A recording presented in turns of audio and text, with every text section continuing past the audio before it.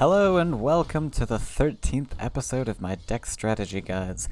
I thought it would be very fitting for this one to showcase a deck that utilizes Ostregoth, the 13 cost 13/13 that can be summoned once your Doomgate reaches 13 life.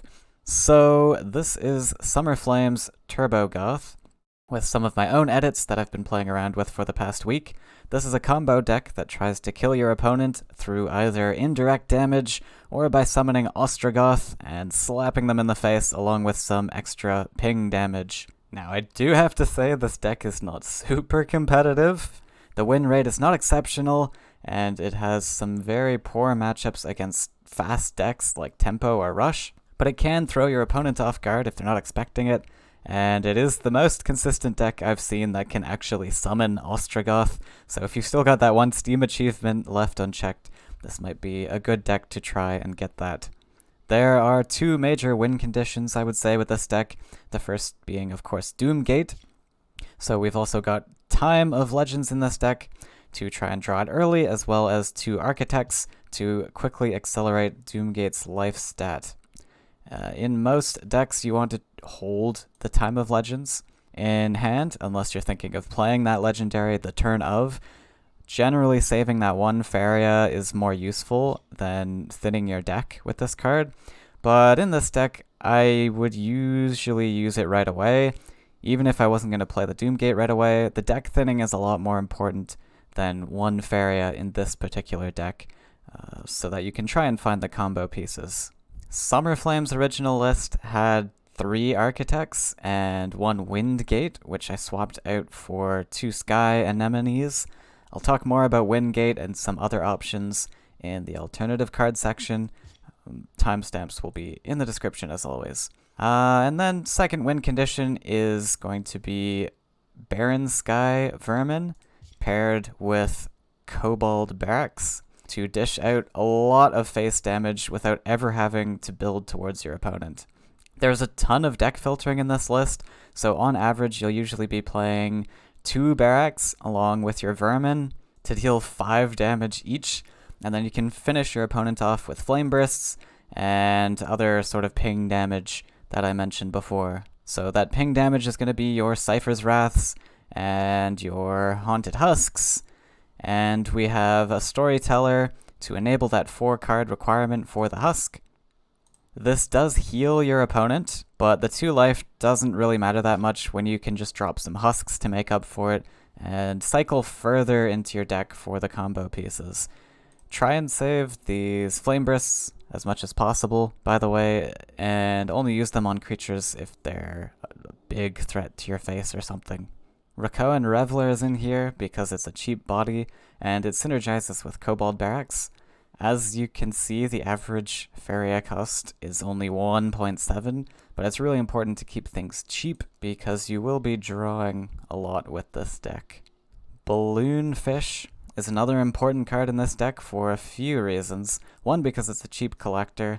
It's also really efficient at navigating itself in between the wells for double collection because of that flying in Dash 2, but this is also great for removing your own creatures to free up land space. There's a lot of structures in this deck, and you only want to build 4 special lands, so things can get a little crowded.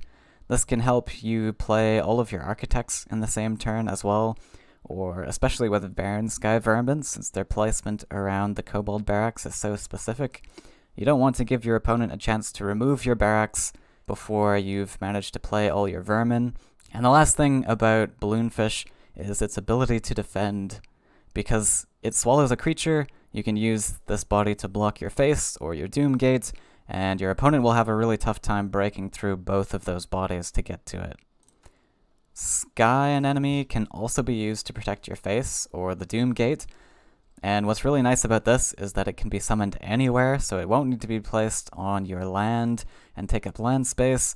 This is also a decent tool for the early game to deny your opponent some collections, since a lot of starting creatures might have less than 3 power to deal with this, so they'll take a couple turns trying to bash their way through this.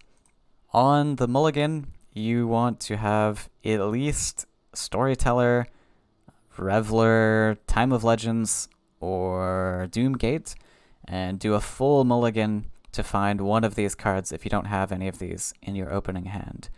Teller and Reveler are the only really starting creatures here. You never want to play the vermin without a barracks. So 6 creatures to hope for isn't a whole lot when you're mulliganing, so searching for the Doomgate is fine because it's such a powerful piece of the deck, and you can afford to mess a few collections while you're trying to draw into something else. If you do have one of these cards in your opening hand already, some other decent keeps are Teller plus Husk, or Doomgate plus an Architect. Usually I'd toss anything else, but if you know what your opponent is playing and they might play an easy Wrath target, you could probably keep a Wrath as well.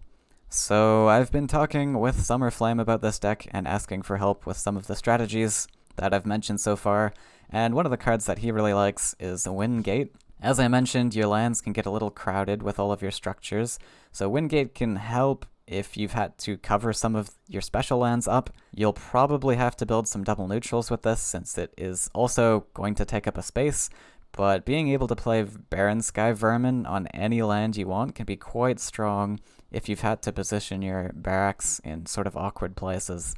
One thing to note about this card also is that you can summon Balloonfish next to it on an ocean space since it has flying, so don't forget that you have that option as well. I've chosen to run Anemone in my list in place of this card because I usually find that I can manage my positioning pretty well, and I like what Anemone does for the early game as well as the late game. It also makes the numbers really nice since I'm running 2, so this marginally improves your mulligan. Not by a lot, but it's something. But you do have to be very careful with your land placements and everything if you don't have this Wingate to use as a backup tool. Another thing Summer pointed out is that Architect only has one use in this deck and can be kind of clunky if you don't happen to draw the Doomgate.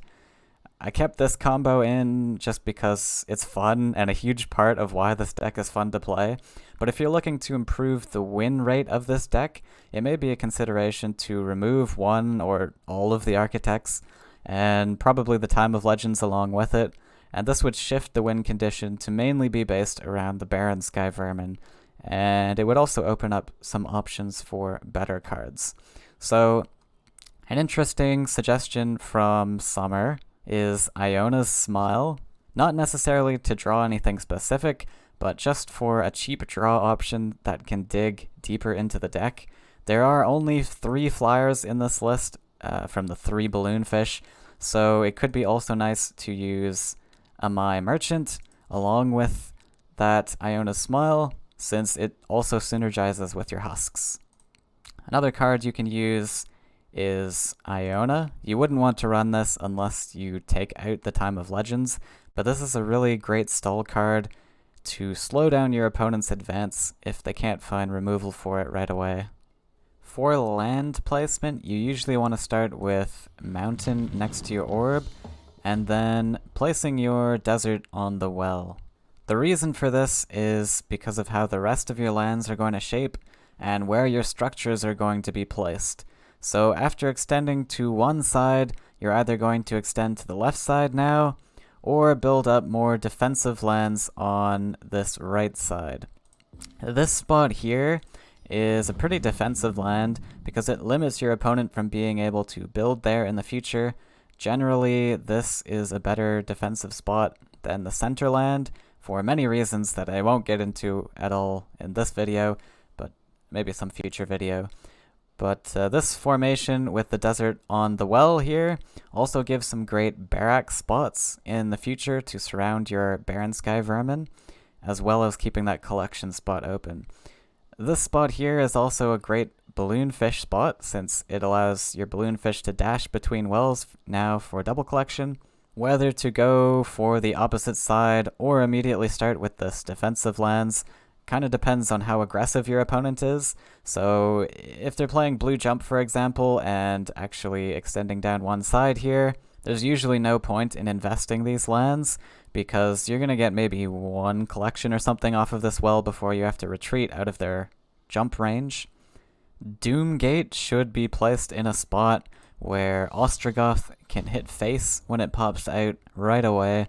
One of the benefits to Ostregoth is that it has haste, So it has the ability to do something on board before your opponent has a chance to answer it with removal. So plan ahead for this by either putting Doomgate next to or in front of your face. Last thing is if you have the Explorer and a Reveler in hand, it's okay to explore Mountain and then drop the Reveler on the well like this, and then leave this blank prairie space for structures instead. So let's jump into a match now and see this deck in practice. Alright, so we've got our Reveler start. I'm going to toss away the other two. I usually try to hope for Doomgate, but any of the other tools are reasonable. Just gonna start with a Forest. Forest start is nice, because that means he's probably a slower deck. As I mentioned, fast decks are one of this deck's weaknesses. This deck just needs time to build up. It's going to be beasts, so this list is going to be moderately fast, but we might be able to make something work here.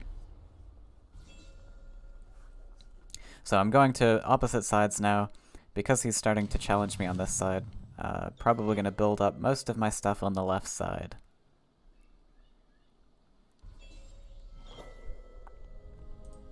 So we're just going to go off this way, step to the left, out of jump range.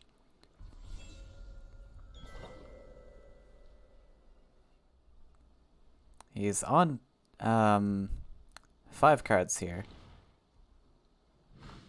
So see if he drops something else. If he doesn't, then I can safely play that Husk.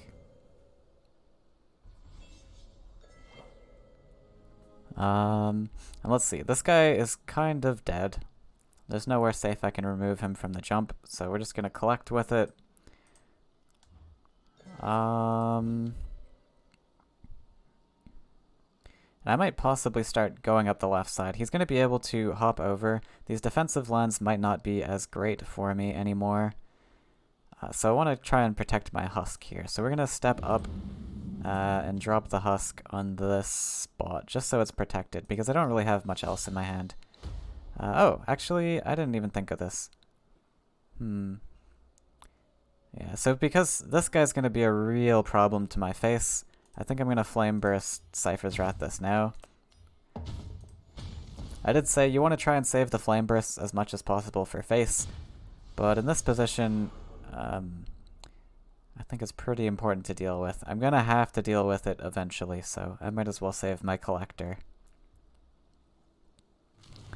Got this Sky and Enemy to also stall us a little bit. Let's see if we can actually find some stuff. Our lands are a little bit awkward now.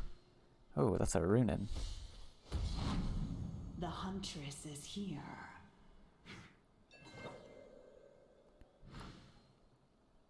Yeah, so this is a lot of pressure, and we don't have much in our hands, which happens sometimes. So, Storyteller. Where are we going to put you? I think I need to kind of clog my face up on this right side so we can't push all of this aggression so quickly.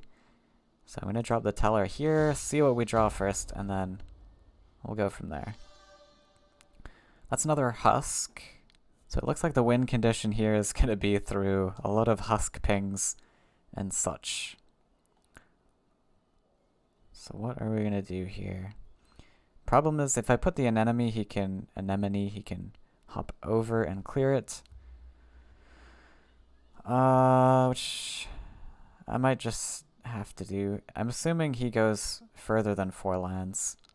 So it's not going to be a huge disadvantage to him building that extra land. But it will slow his land progression down a little bit.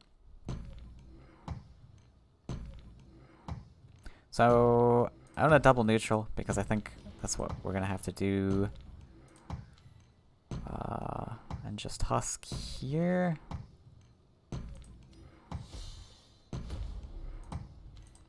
Play the Anemone there. So we at least get to draw 2 things with our Husk. Oh, that's a 3rd Husk. That is actually going to be very helpful. Doomgate's not going to be a win condition in this game. Oh, double neutrals. So that's interesting. This might just be a 4-land deck then. But now that 5/5 is in a very aggressive jumping position. So we'll see what we can do about that. A Grove Guardian.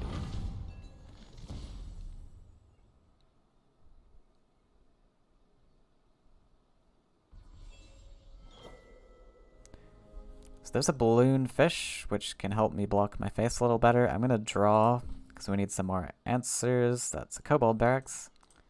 Part of the combo. So I'm going to attempt to block my face with this balloon fish. He does have quite a few answers here. But, let's see. He's going to need double neutral if he wants to jump to this spot. I do want to... So I want my Baron to go on this spot. So I might want this for barracks in the future. Yeah, so I'm going to dash here. I'm going to put the other husk here. I have the option to vermin this turn, which could be a thing. I might need it to fight some things. Triple husk is going to do a lot of damage to him. I think I'm going to wait, though. If I can manage to find a second barracks, that might be my lethal here.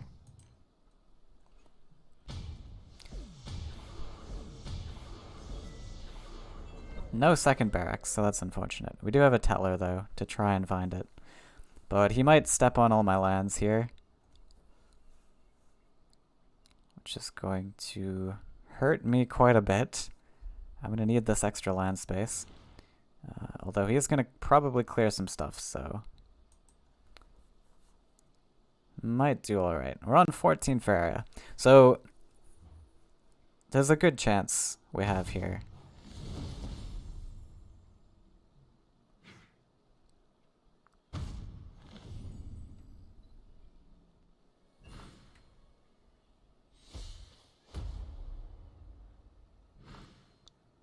Okay, he's going to clean that up with a Stalker. Yeah. And just clear off the other husk. Yeah, so this might be a challenge now. Let's start with... We're going to have to find another barracks, I think, to break through this stuff. So...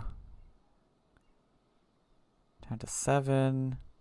Yeah, so Teller heals him a bit, but I'm going to need more answers for this turn. I really need that second barracks, but we don't find it. So that's unfortunate.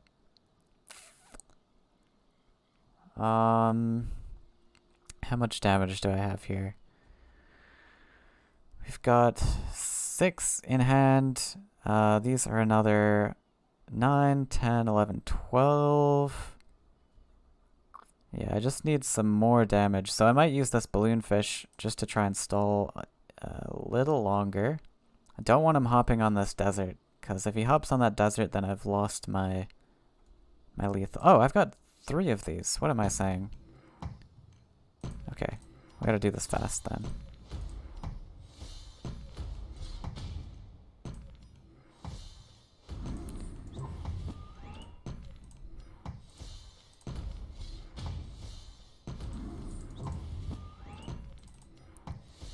Go, go, go. That's not a, that's a lethal. Oh my god, I found it.